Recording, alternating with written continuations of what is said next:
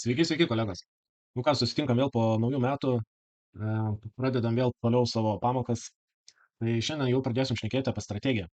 Yra tokia viena paprasta strategija, vadinam break and retest. Tai šiandien pabandysiu apie ją papasakoti, aš ją pakankamai dažnai naudoju. Praktiškai tai viena mano pagrindinių strategijų, jinai naudojama tiek investavime, tiek swingo pozicijoje, tiek tradinime. Tai tiek. Tai vat, iš principo strategija atrodo taip, kaip turim savo lygius nusibraižę. Tai kai kerta lygį, tai būna break, tada grįžta, patikrina, ar lygis mūsų nubrėžtas laiko ir jeigu laiko, tada važiuoja į viršų. Mūsų užėjimo taškas šita vieta. Kaip grįžta patikrinti, mes tik po to užeidinėjom. Ne užeidinėjom kaip kerta lygį, o užeidinėjom, kai grįžta ir patikrina lygį. Tada būna aišku, kad pirkėjai būna stipresni už pardavėjus ir kad akcija galimai važiuos į viršų. Tai jeigu dar nesat paspaudę subscribe, paspauskit kanalą subscribe, parašykit komentarą, paspauskit like, tai padeda kanalui augti. Ir man tai suteikia motyvacijos kurti turinį jum ir dalintis juo. Tai okei, tai čia kaip ir aišku, ne? Kerta lygį, grįžta patikrina ir tada stengiamės važiuoti viršų. Break and retest strategiją mes žiūrim 4 valandų time frame, valandiniam, 5 minučių. Trading mes žiūrim 5 minučių, bet šiaip dažniausiai aš bent asmeniškai žiūriu valandiniam.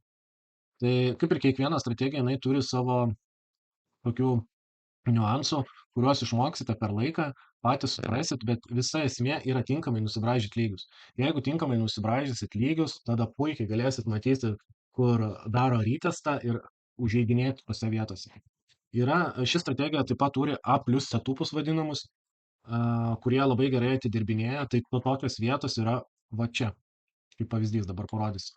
Čia buvo all time high. Visų laikų Nvidia šia aukštuma buvo. Ši strategija puikiai veikia, kai visų laikų aukštumą kerta. Čia va buvo vieta. Grįžta, padarė retestą ir nuvažiavo į viršų. Šitos vietos labai gerai atidirbinėja, jau praktiškai 90% būna atidirbimas. Tik tai reikia suprasti, kurioje vietoje reikia daryti užėjimą. Tai čia va ir buvo, ne? Čia mes kirtom lygį, grįžom, patikrinom, mūsų užėjimas va čia turi būti. Kad žiūrėkit, nuvažiavo į viršų, čia mes galėjom profitą pasiimti, stopas aiškus, atidirbimas puikus, čia uždirbta praktiškai $10. Tai taip atrodo A+ setupas šitos strategijos. Jeigu dabar žiūrėti į ne į visų laikų aukštumas, žiūrėkim paprastai, į paprastus lygius, tai va paimkim šitą vietą. Žiūrėkit, kirto, grįžo, patikrino ir nuvažiavo į viršų. Mūsų užėjimo taškas čia, mes matom, kad jau čia laiko lygį, jeigu nelaikytų, tai nuvažiuotų į apačią, bet kadangi laikė, matėm, kad lygį laiko, tada mes darom užėjimą. Padarom užėjimą, stopas mūsų aiškus, stopą dedam žemiau lygio. Profitas mūsų irgi aiškus, nes turim viršui lygį ir taip viskas ir sujuda. Profitas mūsų aiškus. Galima dalį nuimti, nebūtinai visą poziciją uždaryti ir laukti čia, kas bus. Bet šiaip, palei šitą strategiją mes čia jau turim įteikti iš pozicijas pilnai. Dėl ko, nes galėjo būti, kad taip ir pasileis vėl į apačią. Tai čia mūsų buvo profitas, uždirbimas, kilimas į viršų. Ir žiūrint toliau, tai visur galite pasiekti, kad ir čia žiūrėkit irgi. Break, retest ir nuvažiavo į viršų. Ir dabar žiūrėkit 2 palyginimai, ne? Čia žiūrėkit nuvažiavo ir pasileido žemyn, ne? Lygis, o čia žiūrėkit nuvažiavo, kur dabar žiūrėjom, nuvažiavo, biškį pasidaužė ir vėl kirto ir vėl nuvažiavo tolyn. Tai čia toks matot, 50-50 yra, arba pais, arba ne, tai geriau šitose vietose yra nuimti poziciją ir tada laukti, kol vėl kirs, vėl padarys retestą ir vėl išvažiuos į viršų. Dabar, kur šitos strategijos žmonės daro daugiausiai klaidų? Daugiausiai klaidų daroma tada, kai dar nebūna įsitvirtinę virš lygio. Tai reiškia, kad skubom per greit užeiti. Čia šituo atveju, žiūrėkit. Kirtom lygį, o čia jau sako laikys, užeidinėja žmogus į poziciją ir paduoda į apačią, tada čia jam išmuša stopą ir sako, nu strategija neveikia. Jinai neveikia dėl to, nes tu paskubėjai užeiti. Nes užėjimas turi kaip jau įsitvirtina virš lygio, todėl kaip ir kitais kartais sakiau, kad mes laukiame, kol kirs lygį ir turi įsitvirtinti. Visa esmė, kad žmonės užeidinėja į poziciją tada arba per anksti, dažniausias klaidas ir būna, kad užeina per anksti ir kaina pasileidžia į apačią, arba užeina tada, kai nebūna įsitvirtinę virš lygio.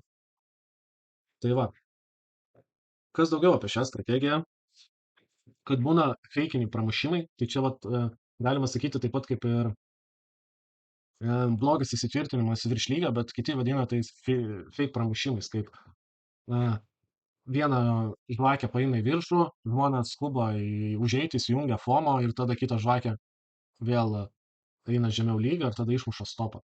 Tai esmė, kad čia tas pakilimas būna tam, kad išmušti shortų stopus. Čia išmuša shortų stopus, visi pradeda longinti ir tada longus pildo. Susirenka likvidumą vadinamą ir tada nuvažiuoja į kitą pusę.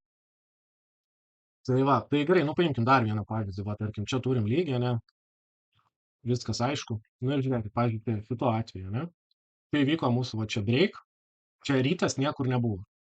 Va čia kaip ir mūsų, žiūrėkit, rytest, ir va, ką turiu omeny, kai sakau, kad turi įsitvirtinti virš lygio, žiūrėkit. Čia kaip ir tvirtinas, bet čia toks neapsisprendimas buvo. Paleido žemyn, ane? Tai čia skaitykit, būtume čia užėjęs, to padėjo čia užėjęs, to būtų išmušę. Paleido žemyn, tada va čia kaip ir jau portą, žiūrėk, kaip ir į apačiais. Po to žiūrėkit čia, kirto lygį, padarė rytas ir nuvažiavo čia, į viršų. Mūsų užėjimas, trinsiu, kad būtų aiškiau visiems. Mūsų užėjimas turi būti šitoj vietoj.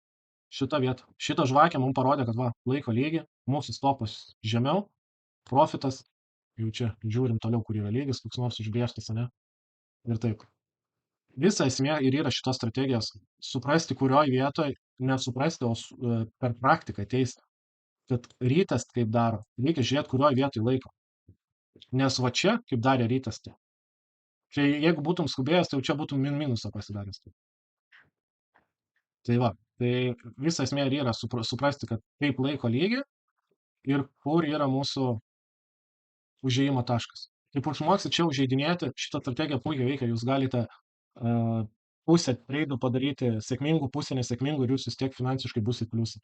Tom šitą strategiją daugeliu žmonių ir patinka, nes jūsų losas visada bus 3-4 kartus mažesnis už jūsų profit, ką paimsit.